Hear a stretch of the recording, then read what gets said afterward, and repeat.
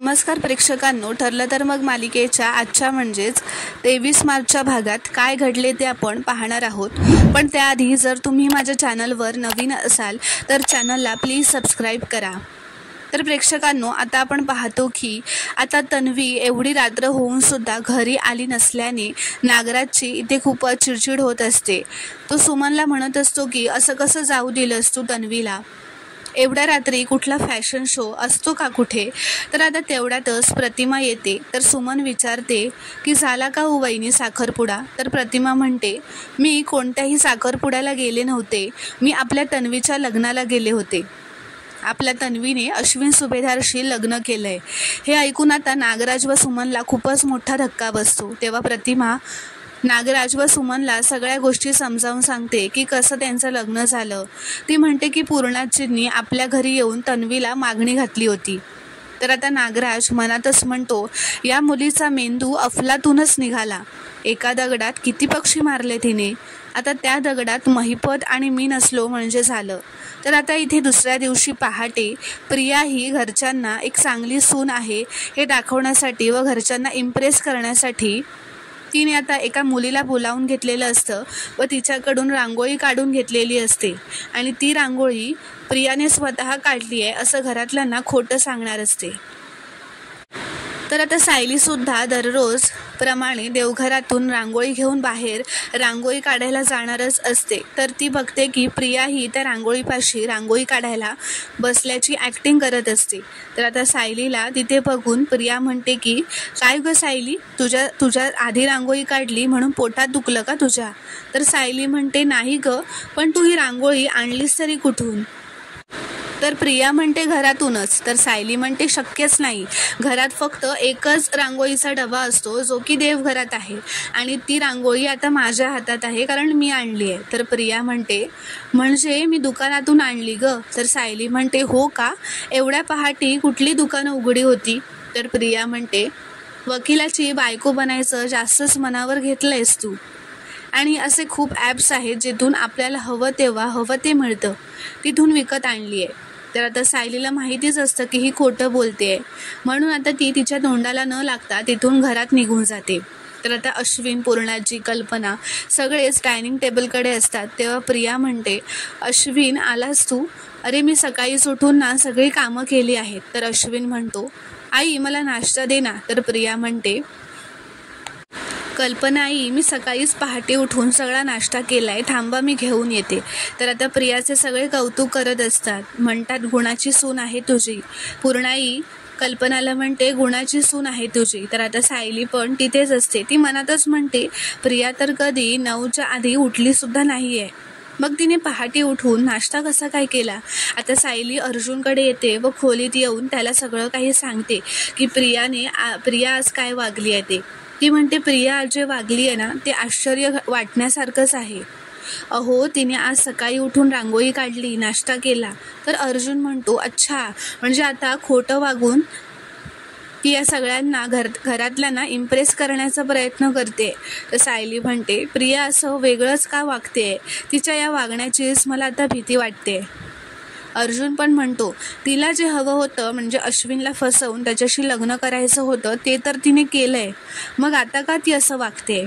तो म्हणतो, ही ना ती वादळापूर्वीची शांतताच आहे, मग कोणतं तरी मोठं वादळ आणायचं, घरातल्यांशी चांगलं वागून त्यांना गाफील ठेवणार, मग मोठा बॉम्ब फोडणार असं तिच्या मनात असेल. अश्विन पण किती हुशार मुलगा आहे, पण इमोशनल फूल होऊन बसलाय. याची किती मोठी किंमत त्याला मोजावी लागणार आहे ना हे त्याला माहीतसुद्धा नाही आहे. तर आता सायली अर्जुनला म्हणते, तुम्ही चिडचिड करू नका, आता रागवण्याची वेळ नाही आहे, आपल्या माणसांच्या पाठीशी उभं राहण्याची वेळ आहे. प्रिया कुठली तरी मोठी खेळी खेळणार आहे एवढं नक्की. अर्जुन म्हणतो, आपल्याला सतत अलर्ट राहायला हवं अँड आय प्रॉमिस की मी प्रियाला या घराचं आणि तुमचं काही वाईट करायला देणार नाही. तर आता इथे प्रियाने जो नाश्ता म्हणजे शिरा केलेला असतो तो कल्पना व पूर्णाजीला खायला देते. तर त्याची चव काय फार चांगली लागत नाही हे कल्पना व पूर्णाजीच्या चेहऱ्यावरून दिसतं, पण तरीही ते तिचं खोटं कौतुकच करतात. व पूर्णाजी तिला पहिल्यांदा सून म्हणून घरात काहीतरी नाश्ता बनवला म्हणून शकून म्हणून पैसे देते. तर आता कल्पना म्हणते, जेवण काय गं, हळूहळू शिकता येतच. पूर्णाजी म्हणते, तू स्वतः बनवलंस ना, तेच खूप मोठं आहे. तर आता प्रियाला नागराज व महिपत फोन करत असतात. तर प्रिया कल्पना, पूर्णाजी व अश्विन समोर असतात म्हणून ती म्हणते की काकांचा फोन आलाय, लग्नाचं सांगितलं नाही ना म्हणून धुकावले गेले असतील. तर पूर्णाजी म्हणते, फोन उचल, त्याची समजूत घाल, त्याला समजाव. तर नागराज फोन उचलताच म्हणतो, काय गं, चांगलंच डोकं चालवलंयस या वेळेला. तू मला काहीही कळू न देता त्या सुभेदारांच्या घरची राणी झालीस. तर आता प्रियासमोर सगळे असतात म्हणून ती म्हणते, काका मला माहिती आहे तुमच्या लाडक्या पुतणीचं लग्नाचं काहीच कळू दिलं नाही ना तुम्हाला, म्हणून तुम्ही दुखावले गेलाय. पण काय करणार, बाबांना सांगितलं असतं ना तर त्यांनी हे लग्न होऊच दिलं नसतं. तर आता महिपत म्हणतो, एवढं गोड गोड नको बोलू, कुठल्या तरी कोपऱ्यात ये आणि बोल. तर आता प्रिया नेटवर्क नसल्याचं नाटक करते आणि घराबाहेर जाऊन बोलते व म्हणते, आता बोला. तर महिपत म्हणतो, लय मोठा सिक्सर मारलास ग तू. नागराज म्हणतो, किती दिवस प्लॅन चालू होता ग तुझा हा.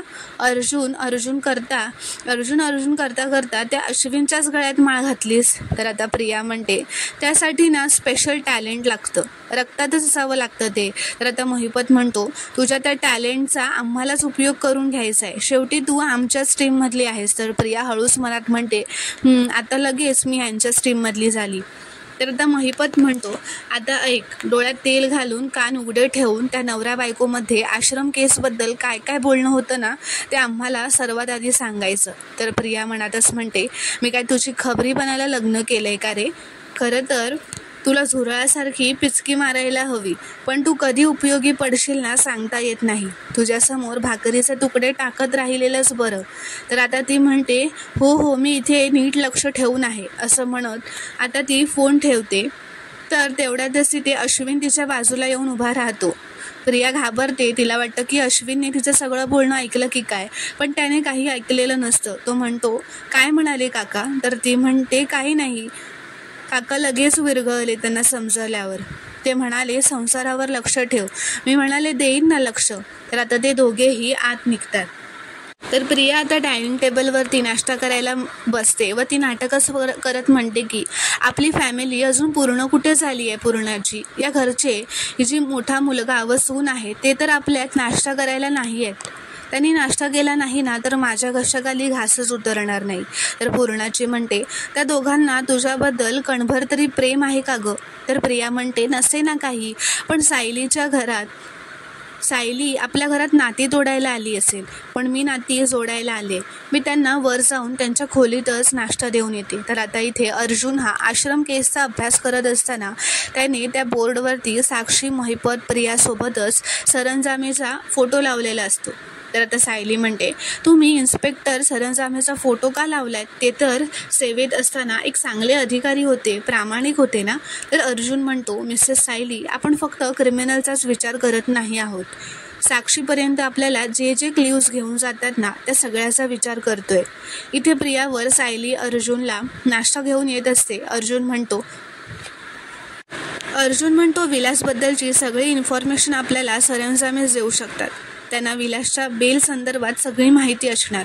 अर्जुन म्हणतो, मी पुन्हा एकदा त्यांना भेटतो व त्यांना काही आठवतंय का ते विचारतो. सायली म्हणते, शिवाय आपल्याकडे असलेल्या त्या सोन्याच्या पेंडंटच्या तुकड्याबद्दलही काही कळतंय का बघा. अर्जुन पण म्हणतो, आश्रमात सापडलेलं ते कार्ड आणि ते बुटीक त्यावर आपण फोकस करूया. तर आता प्रिया सायली व अर्जुनचं दार ठोकते. तेवढ्यातच सायली ते दार उघडते व म्हणते, प्रिया तू. तर आता अर्जुन लगेचच प्रिया आली आहे हे समजल्यावर त्या फोटोच्या बोर्डवरती एक लाल रंगाचा कपडा टाकतो व ते झाकून ठेवतो. आता प्रिया म्हणते, मी तुमच्यासाठी नाश्ता घेऊन आले आहे. तर अर्जुन म्हणतो, तुला आमच्या खोलीत यायला कोणी सांगितलं. तुझी नाटकं ना जगासमोर चालत असतील, आमच्यासमोर नाटकं करायची नाहीत. तर सायली म्हणते, घरात सकाळी उठून रांगोळी काढलीस, नाश्ता करून तू योग्य सून आहेस हे दाखवण्याचा प्रयत्न करतेस ना. तर प्रिया म्हणते, ते तर मी आहेच ग, पण मी नाश्ता आणला त्याचा खूप चुकीचा अर्थ काढलाय तुम्ही. तर अर्जुन म्हणतो, मी जे काही खाईन ना ते माझ्या बायकोच्या हातचंच, कारण त्यात प्रेम असतं. तो म्हणतो, आमच्या रूमकडे बघायचं पण नाही, निघ. आणि तो जोरातच दार लावतो. तर प्रिया म्हणते, माझ्या तोंडावर दार लावून घेतलंस ना अर्जुन, आता बघ मी याचा कसा वापर करून घेते. तर आता प्रिया खाली रडतच येते व सायली अर्जुन तिला खूप काही उलटसुलट म्हणाले असं पूर्णाची कल्पना व अश्विनला सांगते. अश्विनला तर रागच येतो. तो म्हणतो मी आत्ता जाऊनच त्यांना विचारतो. तर प्रिया त्याला थांबवते व म्हणते की नको अर्जुन, तू त्यांना काही नको बोलूस. तर अश्विन म्हणतो तू नेहमी अशी पडती बाजू घेत राहिलीस ना तर ते तुझ्याशी असंच वागतील. तर प्रिया नाटकच करत म्हणते नको अश्विन, मला अपमान घेण्याची सवय झाली आहे आणि मी कुठे मनाला लावून घेतलंय. कल्पना म्हणते त्यांना नाश्ता द्यायलाच नको होता.